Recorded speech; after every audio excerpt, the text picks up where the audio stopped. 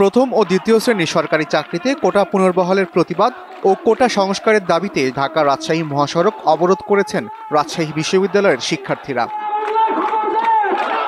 সকাল 10:45 বিশ্ববিদ্যালয়ের প্রধান ফটকের সামনে অবস্থান নিয়ে এই কর্মসূচি পালন করছেন তারা। এর আগে সকাল 9:30 থেকেই শিক্ষার্থীরা প্যারিস রোডে জড়ো হতে থাকেন। সকাল 10:40 পর্যন্ত বিশ্ববিদ্যালয়ের প্যারিস রোডে অবস্থান নিয়ে বিক্ষোভ ও অবস্থান কর্মসূচি পালন করেন তারা। পরে মিছিল নিয়ে শিক্ষার্থীরা বিশ্ববিদ্যালয়ের প্রধান ফটকের সামনে ঢাকা রাজশাহী মহাসড়ক অবরোধ করেন। তবে এ সময় হানা দেয় বৃষ্টি। শিক্ষার্থীরা বৃষ্টিতে ভিজেই বিক্ষোভ করতে থাকেন।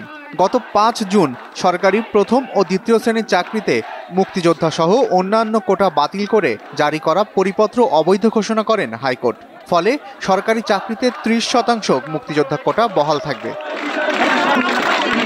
মুক্তিযোদ্ধা সন্তানের করা এক রিটের পরিপ্রেক্ষিতে জারি করা রুল যথাযথ ঘোষণা করে হাইকোর্টের একটি বেঞ্চ এ রায় দেন।